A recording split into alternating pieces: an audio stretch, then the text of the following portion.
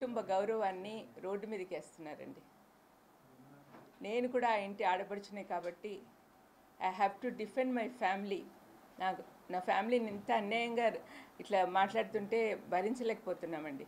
అందుకనే కొన్ని విషయాలు మీ ద్వారా వాళ్ళకి చెప్దామనే ఆలోచనతో నేను మీ ముందుకు వచ్చాను.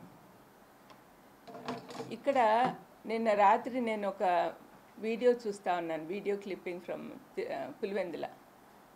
అక్కడ మా షర్మిలమ్మ కొంగు పట్టుకొని ఓట్స్ అడుగుతుందండి. ఈ పాలిటిక్స్లో సెంటిమెంటు ఈ కొంగులు పట్టుకొని అడగడం వల్ల గెలవగలిగితే మరి లీడర్షిప్ క్వాలిటీ ఎక్కడుందండి? అక్కడ మాటకు ముందు వైఎస్ రాజశేఖర రెడ్డి కుమార్తెనో అంటుంది. రాజశేఖర రెడ్డి అన్న ఉంటే కన్నా ఇలాగ చేసేవాడా? ఒక లీడర్కి ఉండాల్సిన లక్షణాలు ఏమున్నాయండి? అనవసరంగా అవినాష్ని దినమంతా హత్య చేసినాడు అని చూసినారా వాళ్ళు హత్య చేసినట్లు?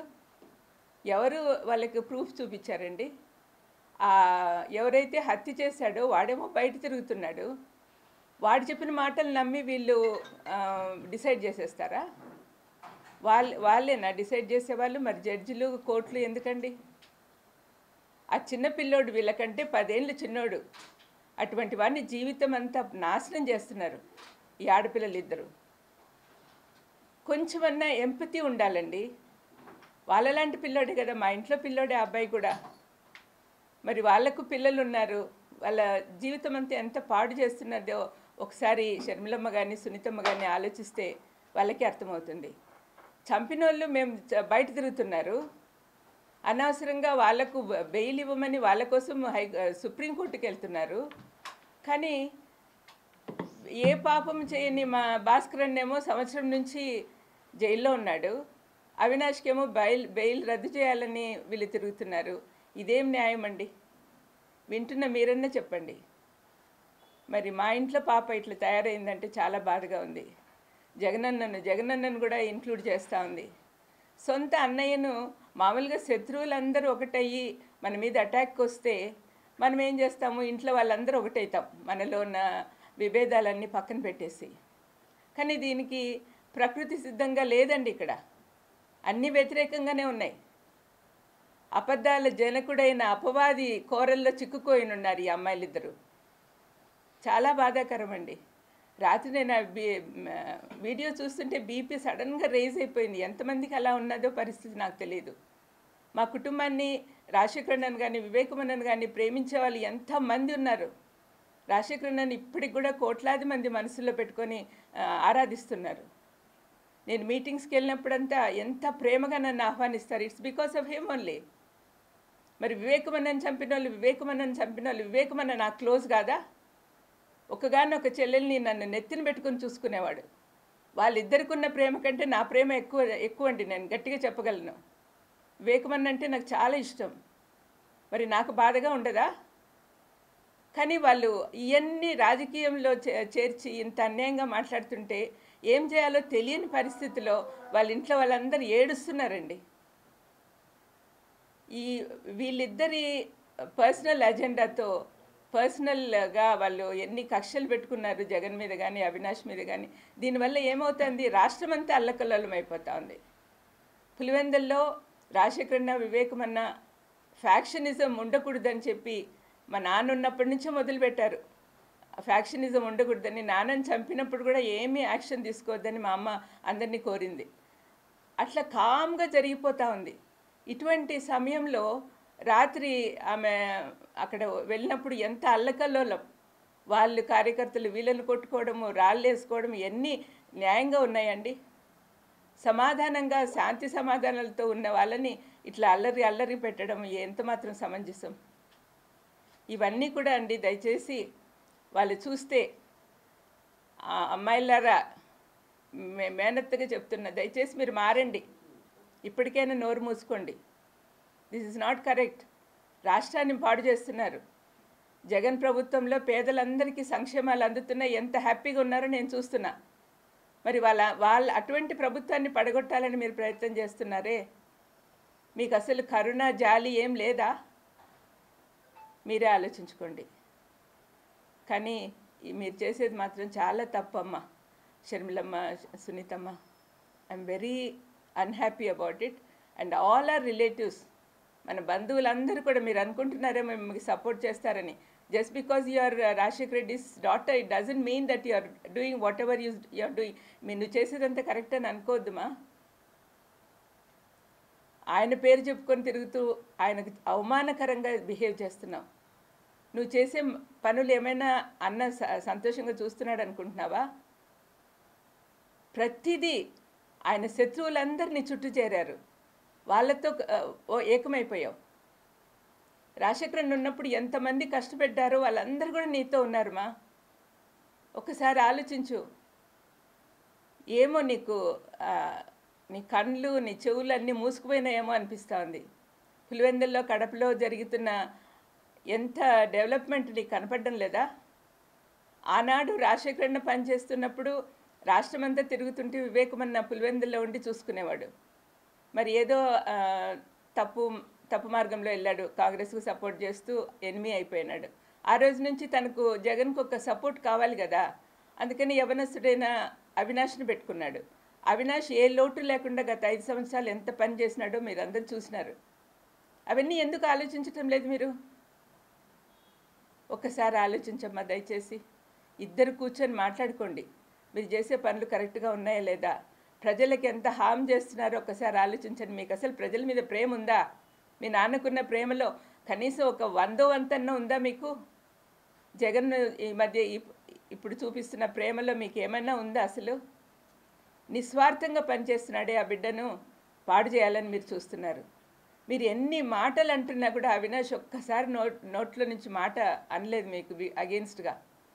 పైపెచ్చు నాతో అంటున్నాడు, అక్కోళ్ళ కోసం నేను ప్రార్థన చేస్తున్నాను అత్త అని. మరి అటువంటి బిడ్డను మీరు ఇంతగా అన్యాయంగా సాధిస్తున్నారే, ఏం బాగుకుంటారండి? మీ చుట్టూ ఉన్న వాళ్ళందరూ కూడా మిమ్మల్ని నాశనం చేయడానికి ప్రయత్నం చేస్తున్నారు.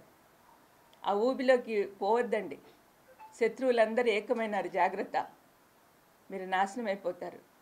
మీరు మంచి మనసుతో మీ మనసు మార్చాలని దేవుణ్ణి కోరుకుంటూ ఉన్నాను.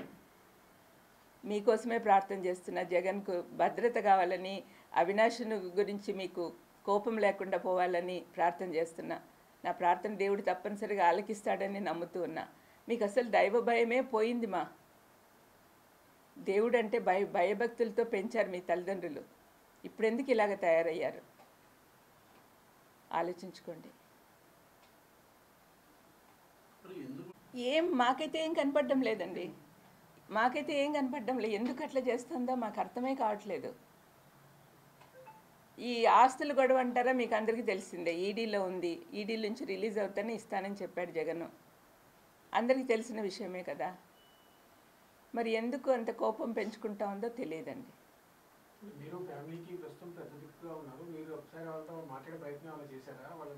నేను చేశానండి.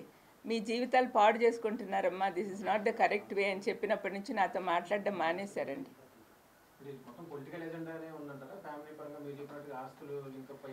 కాదండి, మీలాంటి వాళ్ళు ఎవరైనా బయట అడిగితే, మీలాంటి వాళ్ళని ఎవరైనా అడిగాను అనుకోండి, ఏం చెప్తారు?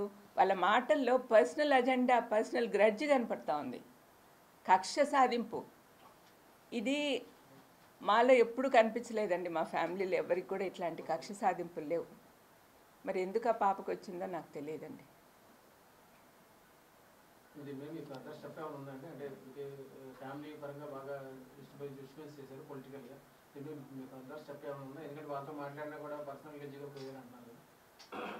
అంటే ఇప్పుడు మేము పెద్దవాళ్ళమందరము చేతులు ఎత్తేసినట్టే. అంటే ఇంకా ఆమెను మార్చే శక్తి మాకు లేదని వాళ్ళ అమ్మ కూడా వెళ్ళిపోయింది అమెరికాకు. ఇంకా మిగతా పెద్దోళ్ళు, నాతో పాటు తమ్ముళ్ళు కానీ, మా పెద్ద వదిన కానీ, వీళ్ళందరూ కూడా మాట్లాడడానికి అశక్తులుగా ఉన్నారు. ఎందుకంటే ఎట్లా చెప్పిన మాట వినదు, ఎందుకులే అన్నట్టుగా. కానీ దీనివల్ల రాష్ట్రం నాశనం అయిపోతుంది, ప్రజలంతా బాధపడుతున్నారు. నేను ఎప్పుడు పేదోళ్ళ పక్కన తిరుగుతూ ఉంటానండి, పేదోళ్ళ మధ్యలో. వాళ్ళ బాధలు చూశాను నేను, వాళ్ళు ఎంత కష్టపడుతున్నారో చూశాను. ఈ 5 సంవత్సరాల నుంచి కోవిడ్ టైంలో కానీ, కోవిడ్ తర్వాత కానీ ప్రజలు ఎంత ధైర్యంగా నిద్రపోతున్నారంటే అది కేవలం జగన్ ప్రభుత్వం వల్లనే. మరి ఇలాంటప్పుడు ఈ పిల్లలు ఇద్దరు వచ్చి ఇంత నాశనం చేస్తుంటే, శత్రువులతో ఒకటయ్యి ఎంత బాధగా ఉంటుందో మీరే ఆలోచించండి. స్పష్టంగా అంటే ఇన్ని రోజులు రాష్ట్రంలో తిరిగారు, ఇప్పుడు పులివెందులు తిరుగుతున్నారు అంటే మీ మీ కుటుంబాన్ని కంచిపోటు అక్కడే మిమ్మల్ని వ్యక్తిగతంగా డ్యామేజ్ చేసేలాగా మాట్లాడుతున్నారు. దాన్ని ఎట్లా? అజెండా ఏముందండి? వాళ్ళు శత్రువుల చేతుల్లో కీలుబొమ్మలు అయిపోయారు. అంతకంటే వేరే అజెండా లేదు. వాళ్ళకి డబ్బులు బాగా ఇస్తా ఉన్నారు అన్నారో అనుకుంటున్నారో, లేకపోతే పదవులు ఇస్తామంటున్నారో, లేకపోతే ఇంకా ఏం చేస్తున్నారో నాకైతే తెలియదు. కానీ వరల్డ్లీ బెనిఫిట్సే వాళ్ళు కోరుకుంటున్నారు. జగన్ సీఎం అయినప్పటి నుంచి బంధువుల రికమెండేషన్లు పెద్దగా పట్టించుకోడే. ముందు నుంచి చెప్పినాడు మాకు, మీరు బంధువులు ఇంటర్ఫియర్ కావద్దండి, నాకు మొహమాట పెట్టద్దండి, నాకు మా ఆఫీసర్లు, మా మినిస్టర్లు, మా ఎమ్మెల్యేలు వాళ్ళు ఎట్లా చెప్తే అట్లా పోదాము అన్నట్టుగా చెప్పాడు. అందుకని వాళ్ళకి పనులు కావట్లేదని కోపం పెట్టుకున్నారు. అందరికీ పదవులు కావాలండి, అందరికీ పదవులు కావాలా? పదవులు లేకుండా మనం దేవుని సేవ కానీ ప్రజల సేవ కానీ చేయలేమా? వాళ్ళు ఆలోచించుకోవాలి. కానీ వాళ్ళు పదే పదే మాత్రం వైఎస్ అవినాష్ రెడ్డి పేరు కానీ భాస్కర్ రెడ్డి గారి పేరు ప్రస్తావిస్తున్నారు. ఈ కేసు అంతా విచారణ చెప్తున్నారు. వాళ్ళు కుటుంబ సభ్యులుగా వాళ్ళు అంటున్నప్పుడు అదే ప్రాబ్లం వచ్చిందండి. ఎందుకంటే వాళ్ళు పర్సనల్గా ఏంటంటే ఆ ఏరియాలో అవినాష్ బాగా పైకి వస్తున్నాడని వాళ్ళు తట్టుకోలేకున్నారు. యాక్చువల్గా వివేకమన్న లాస్ట్ రోజు అర్ధరాత్రి వరకు కూడా అవినాష్ గెలవాలి, అవినాష్ ఎంపీ అవ్వాలి, ఆ అబ్బాయి బాగా పనిచేస్తున్నాడు, బాగా హెల్ప్ఫుల్గా ఉన్నాడు జగన్కి అనే ఆలోచన వివేకమన్న కలిగి ఉన్నాడు. కానీ మరి వాళ్ళ కూతురు అల్లుడు కలిగి ఉన్నారో లేదో నాకు తెలియదు. అంటే మాకు వివేకమన్న దగ్గర ఎట్లా అంటే ఆయన చాలా సౌమ్యుడు కాబట్టి ఏదైనా పని ఉంటే ఆయనను తీసుకొని పోయి చేపించుకొని వచ్చేవాళ్ళం. ఇప్పుడు అట్లా పలికే వాళ్ళు లేరని వాళ్ళకి బాధ. అంటే న్యాయంగా లేకపోయినా కూడా తను చేసేవాడు అనమాట, అంటే మన వాళ్ళు అన్నట్టుగా. అటువంటి ఫీలింగ్ వాళ్ళకు అంత కాన్ఫిడెన్స్ లేదేమో మరి.